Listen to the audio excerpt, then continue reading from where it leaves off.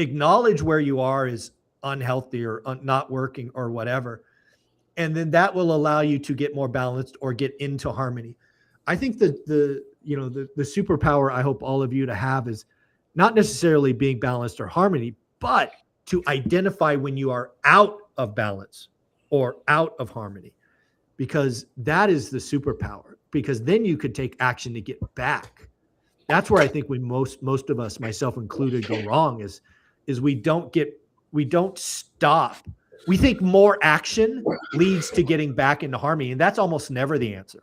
The answer usually is stop what you're doing, just get quiet, and go address the problem. That's where I think most people stay out of balance or out of harmony longer than they should.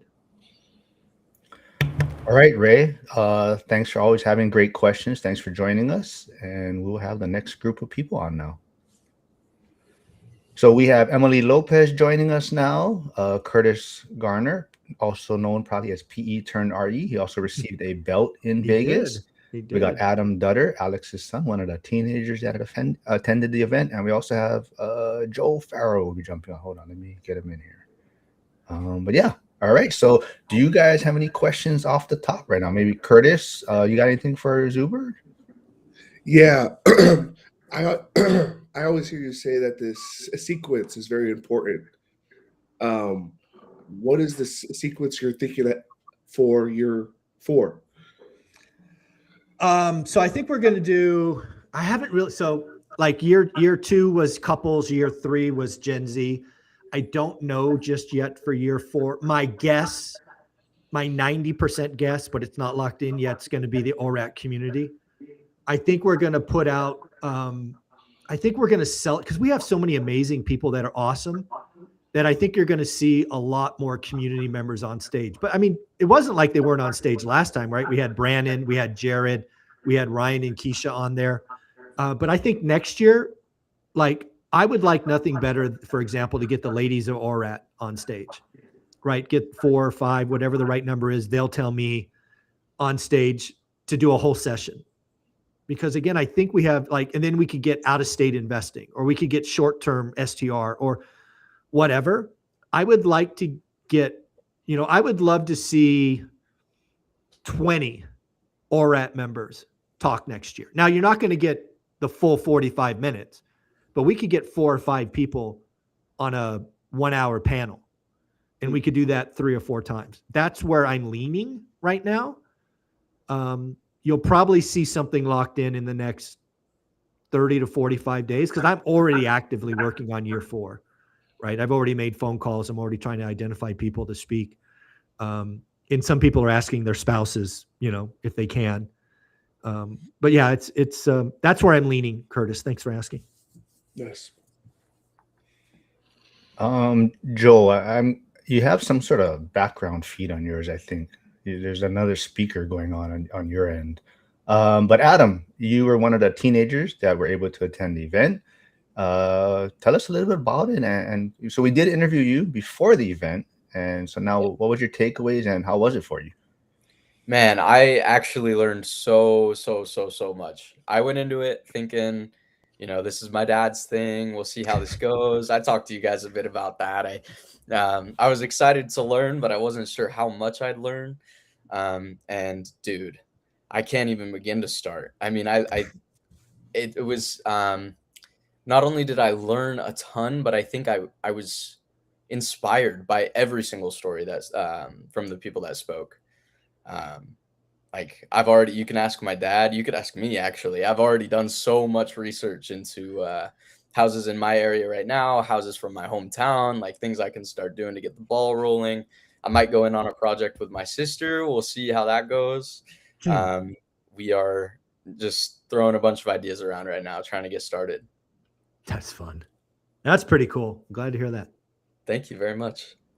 Well, Zuber, did you have any questions for Adam, maybe? Or Yeah, so I've heard from Dylan and Cody. I guess I should ask Adam, were you part of that 2.5-hour sit down with Dylan and Cody, or were you off doing something else?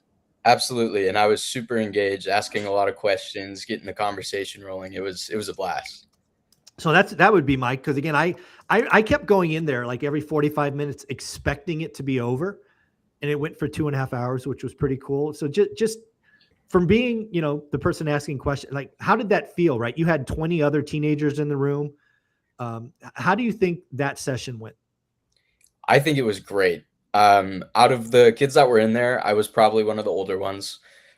So a lot of it seemed, I think the older the kid, the more real it seemed, if that makes any sense. A lot Sure. of these kids are Yeah. still learning, and some of them, yeah. I think Dylan and Cody were both excellent speakers. They're the perfect people to have in there because they're just young enough that, like, Right.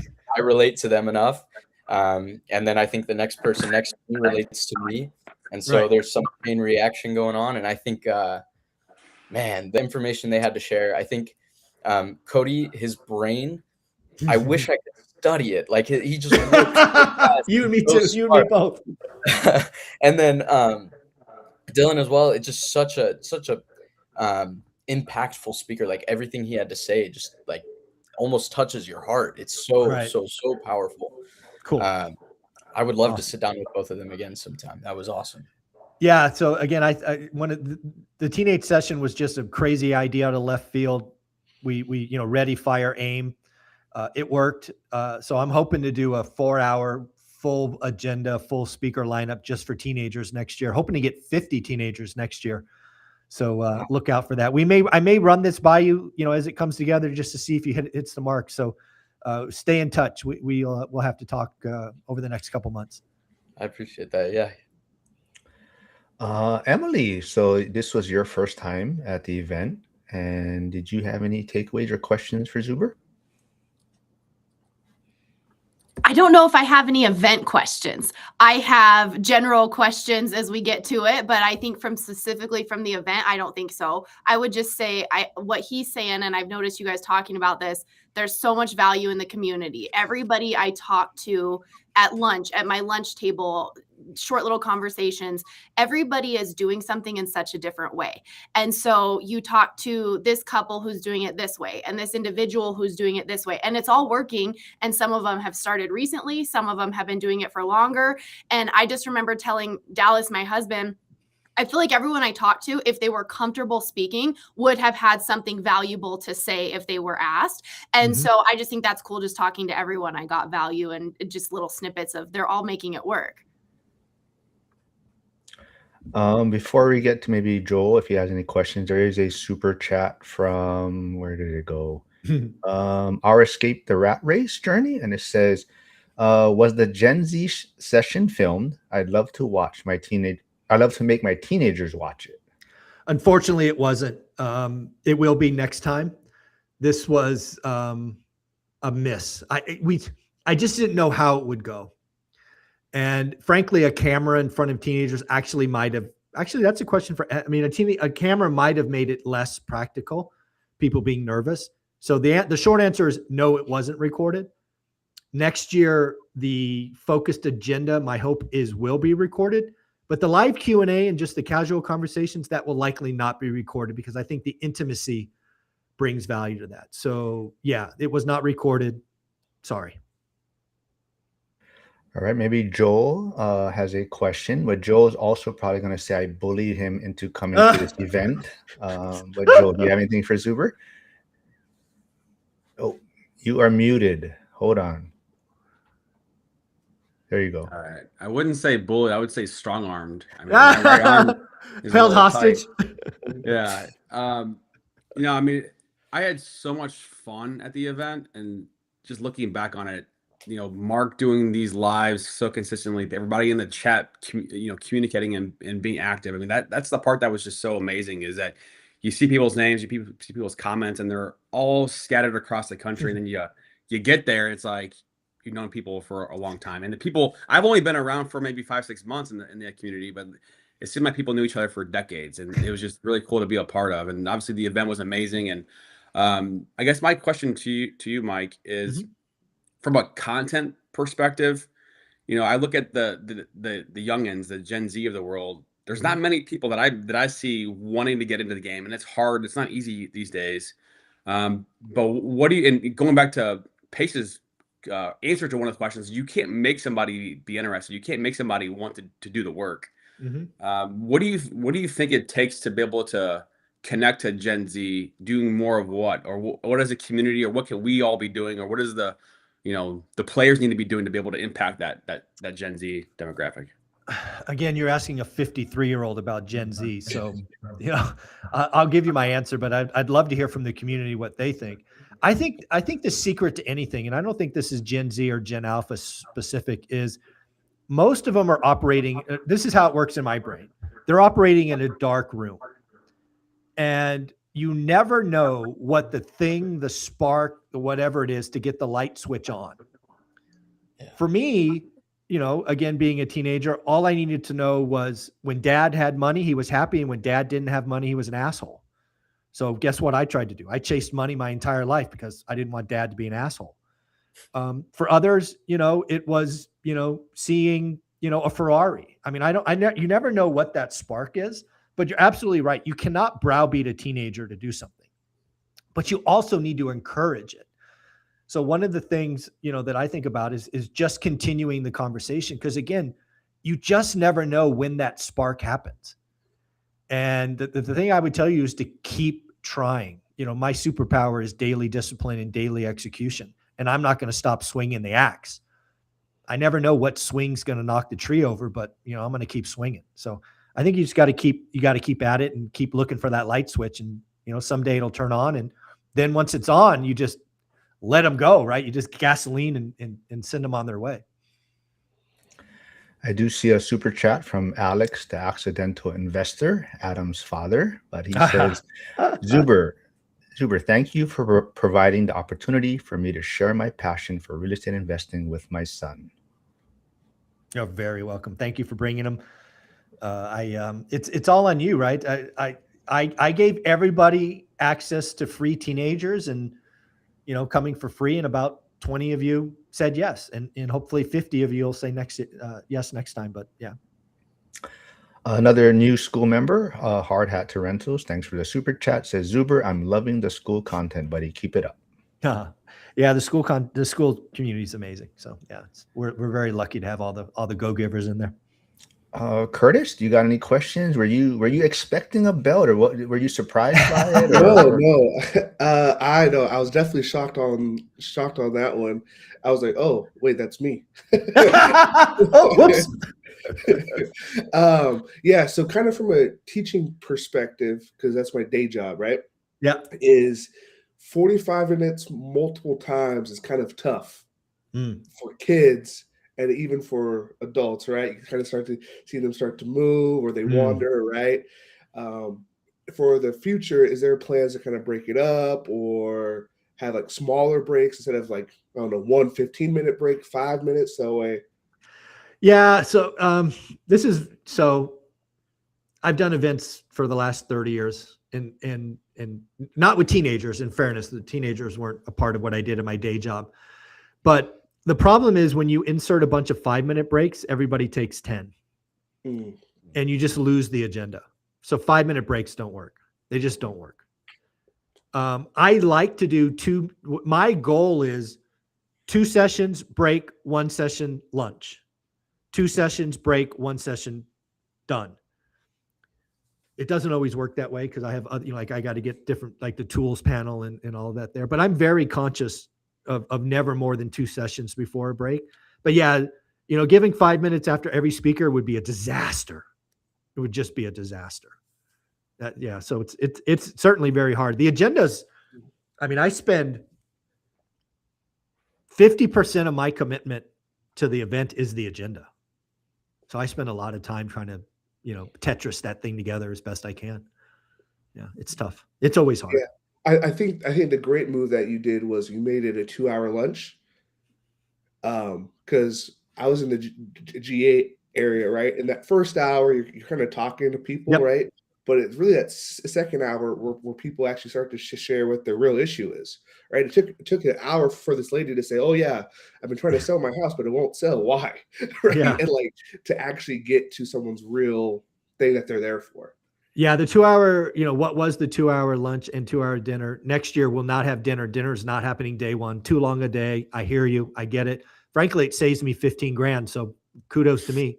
So yeah, we're just doing 2-hour lunches next year, and we're ending at 5. So we're also taking an hour off because it is a long day. We'll go 8 to 5 next year, except for VIP. VIP gets an extra hour for Q&A. But yeah, lunches will always be 2 hours for that exact reason. I think the power of our community is those just conversations you have at tables and mingling around and talking to other people. So that's not changing. They will always be 2 hours. Adam, do you have any questions for Zuber now after returning from the event? Questions, no, but I definitely have some. I just want to circle back to Joel's idea. How do you get Gen Z engaged? As a Gen Z, I can tell you, I did not want to listen to a word my dad had to say. However, there's some honesty. However, when his friend said it, suddenly, oh, Yeah. that made sense. You know what I mean? And then, yes. oh, his friend's friend says it, and oh, it just kind of starts to click the more other people say it. And then, like Zuber said, constant reminder, that daily discipline, the bringing it up all the time. There's not a single time that I visit my dad and he does not talk about real estate. But when we do talk about real estate, it starts to get the ball rolling again and again and again and again. And over time, it started to make more and more sense. So that's huge. Cool. Yeah. As far as questions go, maybe circle back. I think I'll come up with something. All right, Emily. Just want to let everyone know I did put Emily's YouTube channel, Curtis's YouTube channel, and Joel's channel in the chat. So if you haven't yet, please go subscribe. But Emily, did you have any questions for Zuber? Can it be a not event-based question? Yeah, anything. Yeah. I'm here for anything. So I hear, and we hear people say this all the time. Yeah, it worked 13 years ago. It worked 20 years ago. You don't know what it's like to be starting out right now. Yeah. And so I'm going to frame this question. If you were, this kind of to the younger crowd, but not all the way, maybe you're 21, 22. You just finished school or a trade program, but you're not old enough that you have a retirement you can pull from to make an investment. You're making 50, 60 grand a year. Sure. How do you start? How do you start from that point? Yeah. If again, I would trade. I would take everything I have right now and trade with Adam in a heartbeat. He can have all my net worth and everything I have to be his age. What I would go do is do the 4-3-2-1 strategy. I would be financially free by I'm 28. So what is that? I would bust my ass. I had 3 jobs at 18. I would save, 5, 10, 15 grand because it only takes 5% down, and I would buy a 4-plex. And I would house hack the 3 units, and I would probably have roommates in my unit. And then I would buy a triplex 2 years later. And then I would buy a duplex 2 years later. And then I would go buy a house. So by the time I'm 28, I would have a 4-plex, a triplex, a duplex, and a house, all with 5% down. I would still have to live below our means. I wouldn't buy my stupid $40,000 car when I made 28 grand. And yes, I did that. And, I would not do debt other than real estate. I think debt is what kills kids, right? School tuition kills kids, that debt load. So this is crazy. I never said this before. I would probably not go to college. Not probably, screw it. I would not go to college, right? I had no interest in being a lawyer, doctor, engineer. I was a sales guy. You don't need a college degree to be a sales guy. And I would just bust my ass. I would skill up on AI, and I would just do the 4-3-2-1. And by the end of that, I'd be financially free. I'd certainly be financially free by 30 instead of 45. It'd be a much better life. I do see Jim, the grumpy contractor here. He'll be going in school soon with the contractor accountability call. But he says or asks, what was your main purpose of your time that you were flipping houses? Oh, this is just the honest answer. I was bored. It was 2018. I just became financially free. I saw all these deals running around. I had people throwing money at me, right? Because I had done private money before, and I had lots of people throwing millions of dollars at me, or not lots of people throwing millions, but a collection of $1 million thrown at me. So yeah, I started flipping houses in 18. I did 56 before it got too hard and stopped. But yeah, the short answer, I was bored. I spent probably, it was not very, again, when you have a team and you have a buy box, it was just easy for me. I didn't spend a lot of time doing it. So, and I did it different, right? I didn't do it to grow. I did it to turn ugly properties in neighborhoods into the best. And then I put a tenant in and I sold to a landlord, right? Today, those are called turnkey. I didn't know what they were called when I was doing them, but I did that everything from houses. I even did that to a 6-unit disgusting slumlord building. It took about a year, but I turned that around and sold it as well. So the short answer, I was bored. I made over $1 million too, but I was bored. That's the real answer. Joel, you have anything? Nope, I can't hear him. There you go. One more time. Yeah. Speaking of Jim, kind of going back to like the content thing. Mark's been doing. I met Mark doing podcasting 4 years ago, 2022, end of 2022, and then guys like Jim, who may be older than you, Mike. I forget how old Jim is, but he starts putting out YouTube videos. Just the spark of enthusiasm and creativity. I love that. That's more of just a statement. I don't really have a question at this point, but I just coming back to the community is just amazing. I want to echo that. And this, sometimes just being around good people and good karma kicks in. There's probably 40 YouTube channels that exist because of one rental at a time, right? Prodding people, poking people, pushing them. But they're all doing it the right way. They're not chasing dollars or clicks. They're chasing impact. If you want to grow fast, you talk doom and fear. If you want to grow slow and be impactful, just document what you're doing. And for me to sit back and think that I'm responsible for 40 YouTube channels is one of the coolest things I could think of. So let's be clear. I hope another 40 start. There are people in our community that have 1 or 2 units. You should document your story now, because in a decade, you're going to look back and go, holy shit, I did that. Start, have fun. You don't need the money. So just chase impact and have fun. Don't edit videos. Don't get lost in the tech. Literally. I mean, Mark knows this. We talk every, Friday morning or Thursday or whenever that is, Thursday? Thursday, yeah. We get on. I ask him, what's the first question? I think for 5 seconds and I do my intro and we just roll. And then we stop and I post it. Stop overthinking the tech. I think in a world where AI is going to quickly dominate this, our way of doing this is going to be the way of the future. So I hope another 40 start this year. To that point, Dion did put a comment in the chat earlier saying that we should do a live comment section review in Vegas next year for the event, as to see your live reaction to the comments. That'd be fun. Yeah. But Adam, does that hit home as far as maybe starting a channel, as Zuber just mentioned? Yeah, and I have a question that relates a little more to the starting side of things. I didn't want to ask the same question. Like I heard at the event asked a couple times, like, if you could do it all over again, where would you start? My question is, what skills do you think I should prioritize before making my first deal in order to be making that decision out of a point of strength and not emotion or necessity? So I'll give you an answer that I've never given before. So the first one is you got to be able to calculate. You got to do basic math. I'm not saying you can't. I'm just telling you the answer. You have to be able to articulate what an average deal is. And for me, that's called yield. Some people call it cash on cash. Some call it return on capital. I really give a shit what you call it. You have to be able to tell me how hard your money's working. And that takes math. And it's not hard math. It's addition, subtraction, and division. But you got to understand that. And more importantly, you got to be able to talk about each piece intelligently.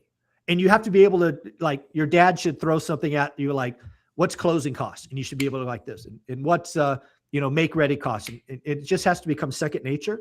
If you can understand that basic formula and be able to talk about it for 5 minutes without slides, that's magical. Because I think that you make your money in real estate when you buy. All this other shit going on, you make your money when you buy. And to me, that is how hard is my money working. So that's priority number one, is understand the math. Because once you unlock the math, it doesn't matter where you go. It's the same math. So that's one. Number two, I think the most valuable skill for any human being, 15 to 55, is the ability to communicate. Now, communication comes in lots of forms. There's verbal, which we are doing now. There's written, right? There's storytelling. That's the only skill I got from college that I'm like, that made me $1 million. Was a public speaking class at a junior college I took when I was 18 years old. That one course got this. I mean, I don't know that it's obvious to you guys now, but I could have gone to an event like the ORAT session over the weekend and not said a single word to anybody and been happy. I was an introvert of introverts.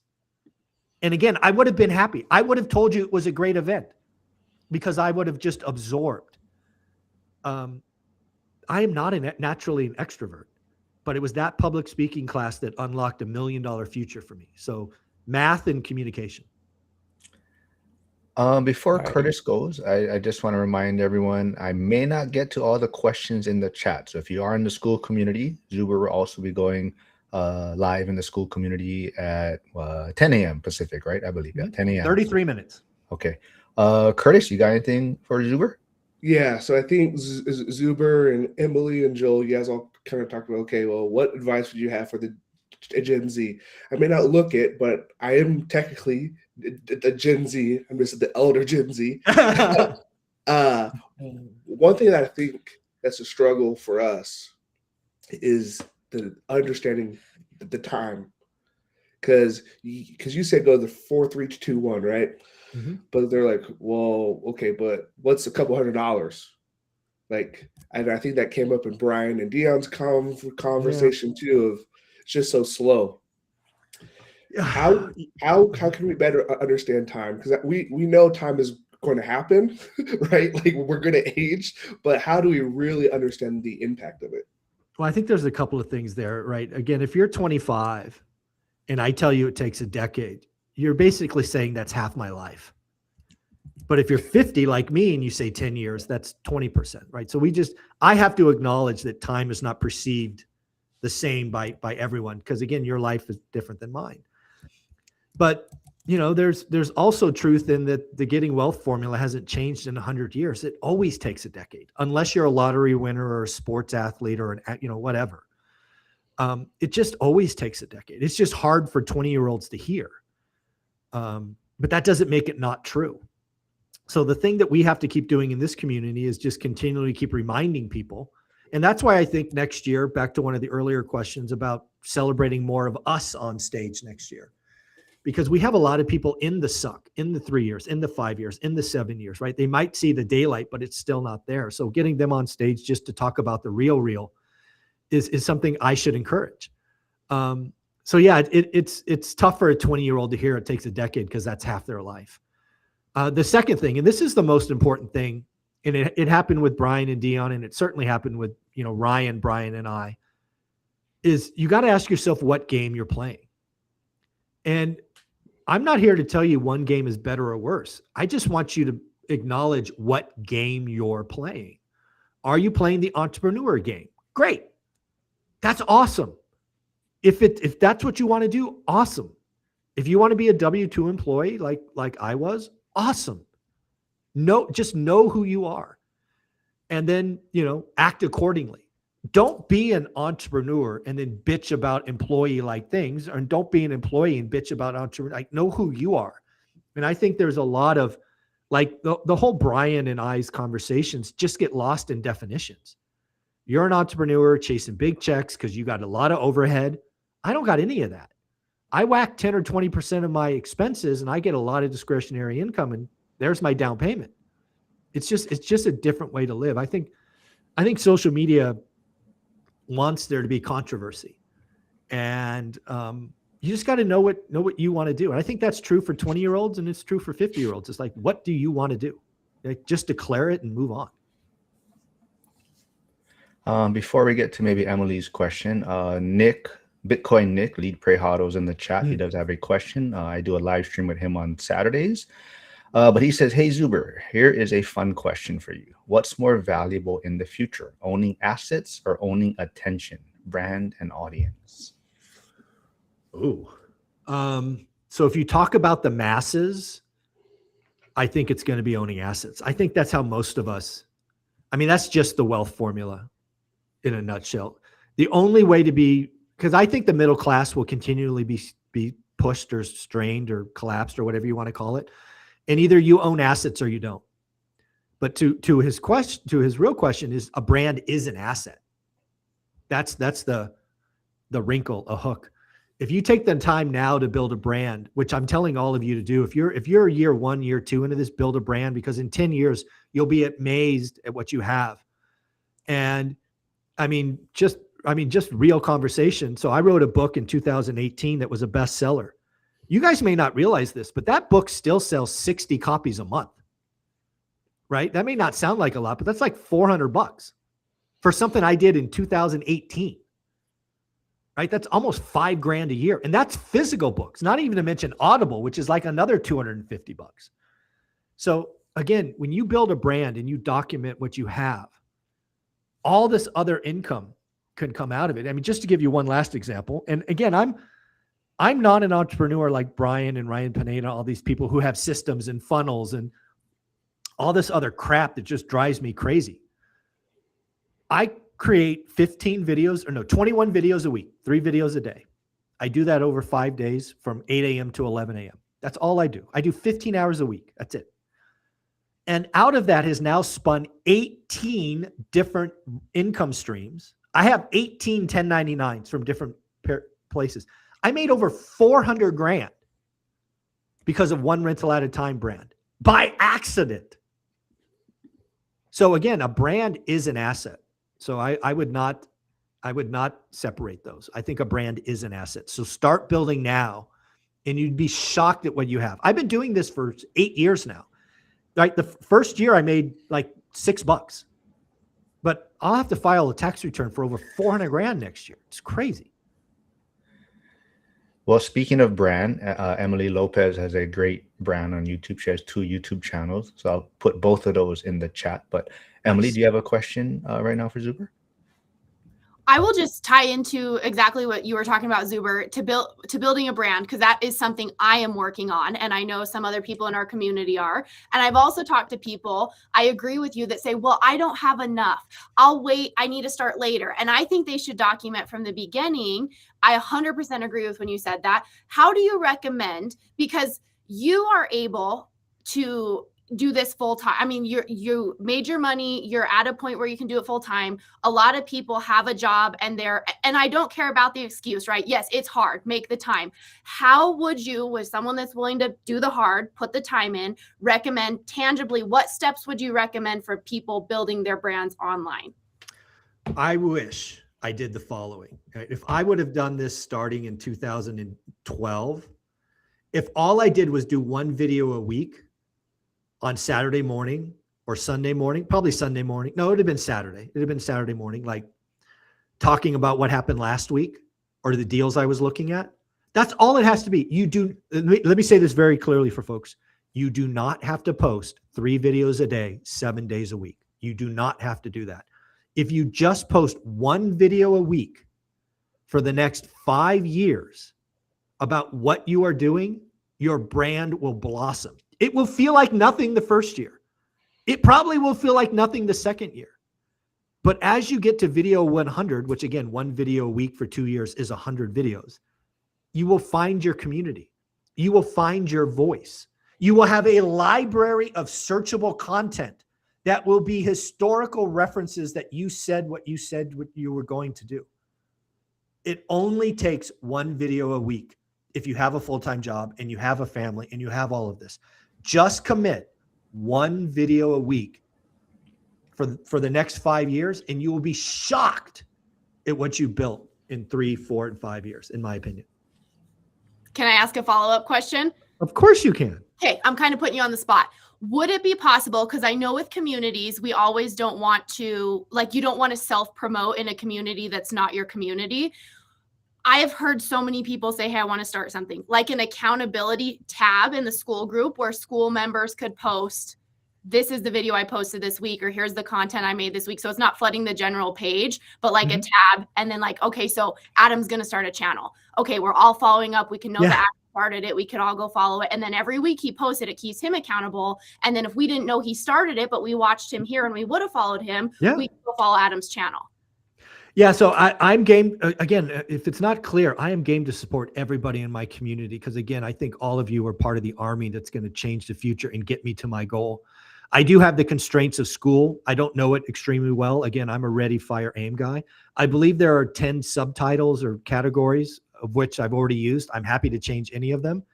If you know school and you could tell me how to do it, I'll make it happen in a minute because it's only me. I don't have a team. I don't have VAs. I don't have any of that crap. If you could tell me how we could do it, I will support you. And I would like nothing more than 40 more school members to start a channel and get encouragement from all of us and do videos like this. And again, I want to be on more channels, right? It's hard for me to do one-on-ones, but I would like nothing more than once a month for me to come on someone's channel and get us, 6 of us talking. I would love that. And I'd love to be Sunday morning because I have a hole in my schedule from 8 to 10. I'm just saying, but I am somewhat flexible, but yeah, I'm down. If you could tell me how to do it, let's go. To that point, I just want to say, those of you that are in school, some of you may have channels, but you don't have it in your profile. So there's a spot where you can add your handles and your pages so that when people click on your profile, they can go to that page. That. Yeah, so just put that in your profile so that people can find your channels or your Instagram or Facebook. But to that point, Dunning-Kruger YT says, can I suggest ask folks for their handles, websites, contact info, and generate a QR code for each label. This way, it is easy to capture handles all at once. I have no idea how to do any of that. So yeah, somebody's going to have to take the lead on that. Well, so at the event, I did print out. Oh yeah, you had a QR code. Yeah, I printed out a QR code for my channel and the school community. So there is ways. Oh, you know what we could do next year? Maybe again, somebody else has to do this, but again, somebody else raised their hand. We could do a whole session on just have people's QR codes that you could walk by and scan, I guess. I don't know. Like you did. There's apps that you could do it that are really easy. There's Blink, there's Hi Hello. It's just all sounds like something you want to do next year, Curtis. That's what I'm hearing. Well, I can send some of the info. They can cool. That's punt. That's what I just heard. Duck comments. All right. Somebody in the community will raise their hand if they want to tackle that. But I'm not doing that, but somebody can for sure. All right. Before Joel maybe brings up a question, I want to jump to the super chat that was just put in. Our Escape the Rat Race Journey says, +1, Emily Zuber. I'm in line to ask about a channel. Great. Flavio also super chat. Thank you. He says, thanks for this live, Lone Wolf. Yes. So there's a story behind that. But Joe, you got any questions for Zuber? Hold on. Let me take you off mute. There you go. Yeah. So Dylan Miracle talked about, his journey, and he and I were talking one-on-one, and I can't remember if we said it on his actual presentation, but talking about, 2.5 years of making cold calls until he was able to get his first deal finalized. And I think his first deal may have been more creative financing. His actual first whole deal was creative financing. And I had somebody else ask me about, hey, should my first deal be a regular deal or creative financing? And this is more for Adam as well. The idea of doing creative financing early in your journey versus not, and like Adam, being, how old are you, Adam? 19? Adam? Sorry. It's okay. Yeah, but anyway, like somebody like Adam getting into the game, like my biggest thing that I talk about is increasing income, right? Then you have more disposable income to be able to save and invest. Yes. But what are your thoughts on just creative deal structure for somebody early on? I think we have to be really careful because I think creative financing, Pace Morbium is a great example of that. He makes it sound so easy and all of that and sexy and powerful and the secret to everything he's done. But I don't think unless you've been in the game long enough that you can really connect the dots and put a deal together like that. Because again, you got to remember the sellers on the other side, they have to trust you. And what they're seeing is an 18-year-old kid. But again, I think at the end of the day, real estate is all about finding value. And that could be terms or price or whatever. So that's where I think people need to start. And I agree with you. I think somebody coming into the game, your job's to focus on active income.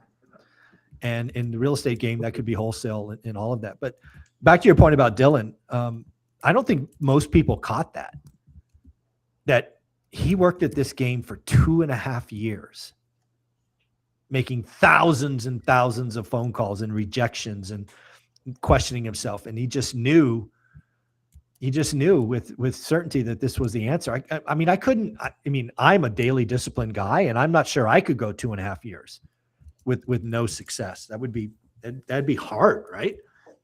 But yeah, it just takes that stick to it in this. And then once you get the unlock, you got all that positive momentum there. And, I think a lot of people miss that in this story. Okay.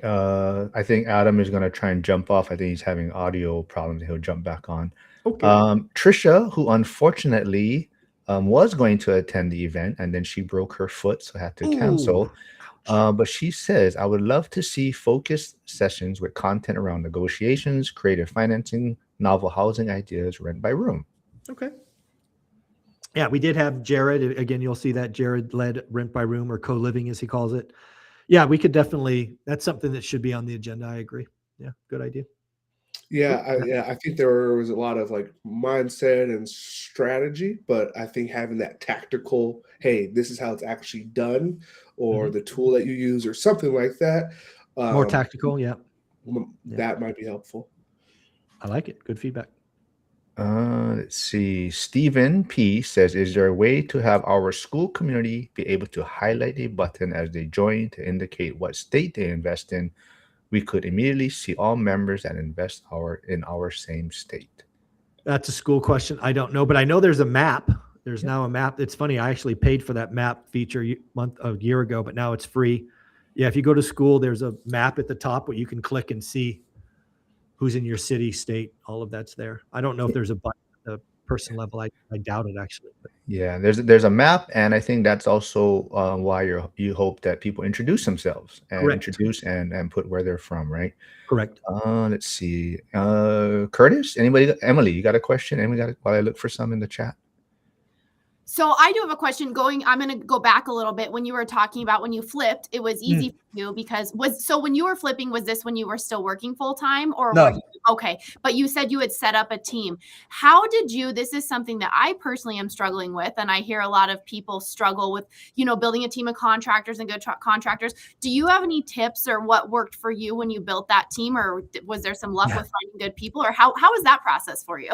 No, it's again, building, like property managers and again, as somebody who doesn't live in the city he works in, that's where the real work is whether it's the same answer for property managers as contractors is you gotta try a lot of people out. You gotta test them on small projects. You gotta manage the managers, and you kiss a lot of frogs, and it takes a lot of time. I fired my first 5 PMs, and I interview really well. They just know what to say. So you got to hold them accountable. I let everybody have one mistake, never two.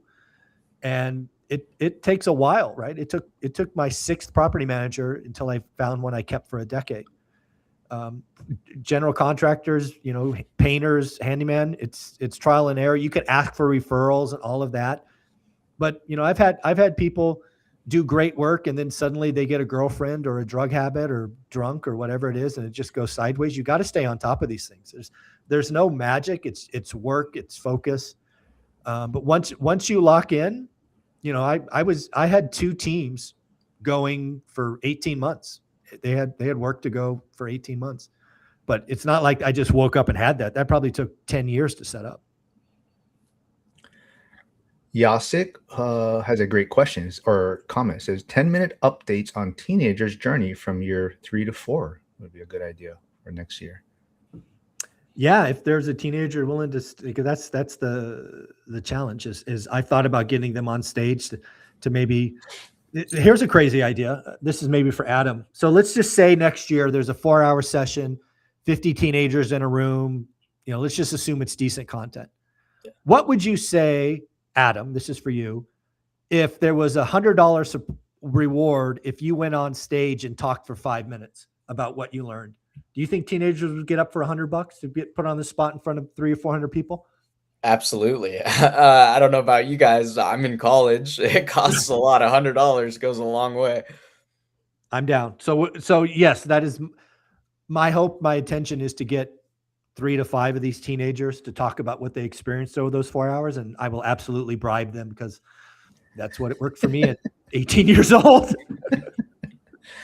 California Wine Guide says, question for Zuber. I love your idea of doing something difficult each year. What do you do with these goals once the year ends? So first off, it's a, so I've done these 2 completions and now I'm in my 3rd. I will always remember that 2024 is the year I ran a marathon for the rest of my life. You will be able to ask me, like, when did you run your marathon? 2024, because it's just that ingrained. 2025 is when I got healthy. I took my health seriously. I went from 35% to sub 16 body fat. And, I bench more now at 53 than I did at 30, right? 250 pounds for one. I'll just never forget that. The year I got healthy was 2025, and 2026, a year about writing. But when you do it every year, you can't forget it. Right? That's the beauty of the Misogi is once it will always be the year that you did that, because you thought about it all year, and it took daily execution all year. So yeah, I'll never forget those memories. And I talked about doing a marathon for 30 years, and I never did it until I was 52. Maybe Joel and Emily can also touch on this, but this is Jen's comment kind of about the daily financial news, the school accountability calls, my lives. They kind of feel like it's not like meeting people for the first time at the event. I felt like seeing family over the weekend, being so comfortable, strangers was wild. Joel or Emily, do you since you guys your first time at the event, Joel, what was your thoughts, like, I guess, attending for the first time? Okay. Yeah, I mean, not to single out people's names and cherry pick, but meeting people like Yasik and Max, and I mean, there was a crew of us in the back of the room. They were just hanging out, and Curtis. I just know that I had so much fun. And yes, it was at a real estate event. Yes, there was a lot of people that were smarter than me, but just hanging out and joking with the people in the back. While we all just soaked up all the information, like that vantage point for me, and being able to do a little bit of content along the way. And I just had so much fun, just a blast.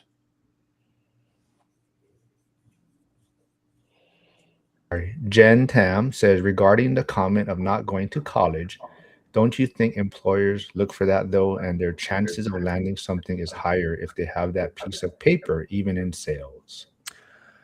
Not in sales. So I would say I would certainly give you a leg up for sure.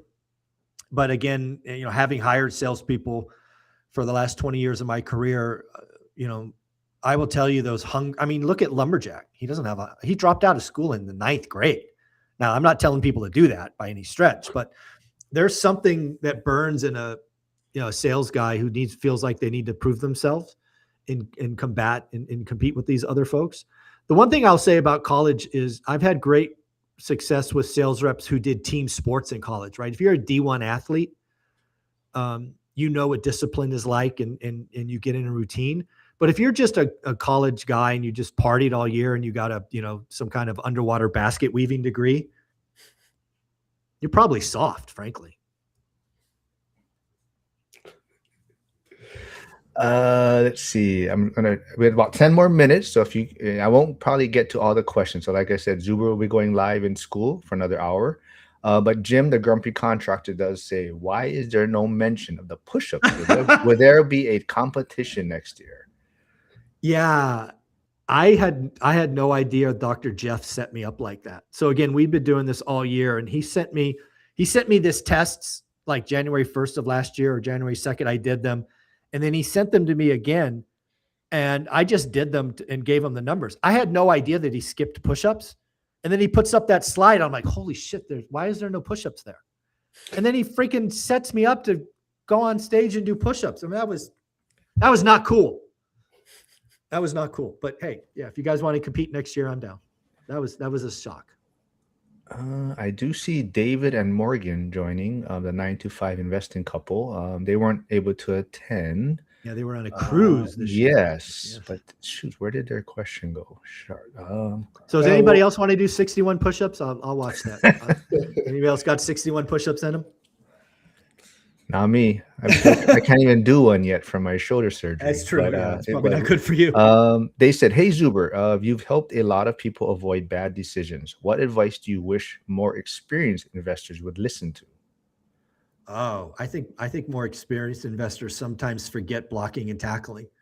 I think they get cocky. I think they stop doing the work. It's always about the work. It's always, you can't stop looking at your market. You can't stop writing deals. You can't stop forgetting what an average deal is and a great deal is. I think when you get momentum going and you do those things and then the market changes on you, that's where pain happens. I mean, listen to Jason Pritchard, Adrian Hernandez, Omar, Ty. All of them got by the market changing in 2022 when the Fed said there shall be pain. That group of people I just talked about, they're in the top 10% of investors, and collectively they lost $2 million because they weren't paying attention. And I told them, I have receipts. I told all of them to change their buying habits, and they didn't. They stayed confident in what they were doing because it was working. They didn't realize the market got them, and they lost seven figures, multiple seven figures. Never forget, you can't stop looking because the market will get you. I had a question. I think it was Fred. He was the pastor. Correct. Right. Okay. Correct. So how does somebody or you taken his thing about the balance, the 4Fs? Great like message. I teach health and PE, so I'm all for that message. Mm-hmm. But then you get into like Pace and all the other speakers about their growth and their fast growth and their pushing. Those don't really align very well, especially when you're trying to grow early on. So how does someone that's trying to manage that? Yeah, that's always the challenge, because again, I think I go back to my core. Most of us should just get to 4. And it's running that balanced or harmony, right? Running life. You're moving forward, but you're not sprinting, right? Sprinting's hard. You can only do it for so long. But there is just this thing in some humans that they want to go 1,000 miles an hour. And that's where stuff breaks, right? Very few of us, Pace Morby is a unicorn. He's just a freaking unicorn. He might even be a Pegasus, right? Is that even more rare than a unicorn? But whatever. You just got to know that some people have it, and it's not about emulating them. And I suffer the same thing. I told you about that conversation with Pace 3, 4, 5 years ago. It's just like, know thyself. And we got to be comfortable in our own skin.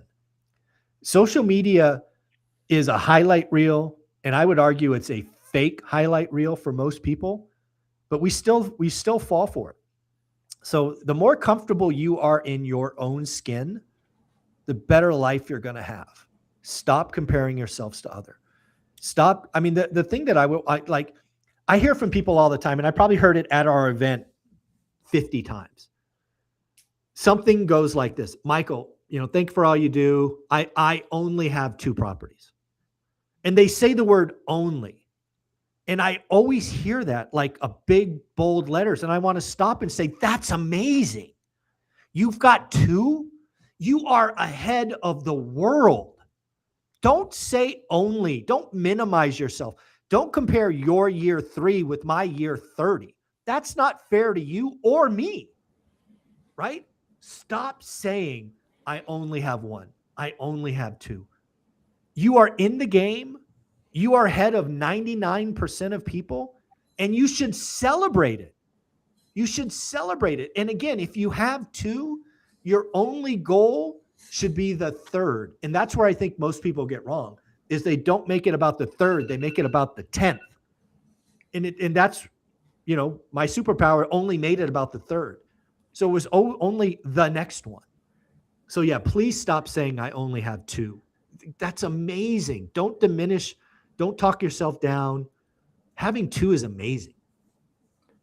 All right, Zuber's going to go live in school real quick. So let me wrap it up with maybe Jen's final super chat, since she's a big part of the community. She just said, Zuber, what's your favorite moment or highlight from year 3? Oh, look at the little guy, that little son there. Hi there.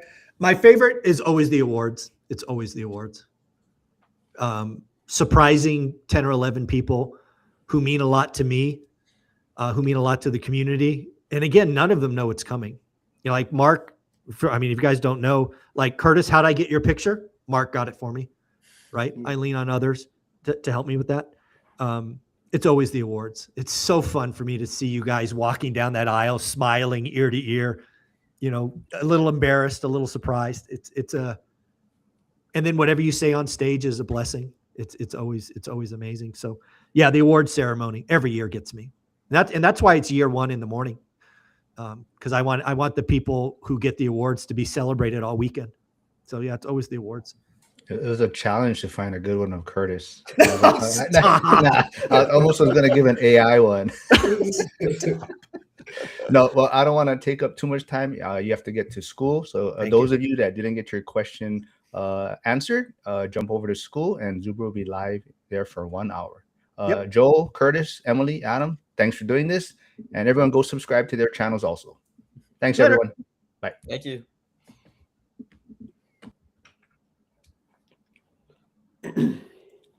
Nice.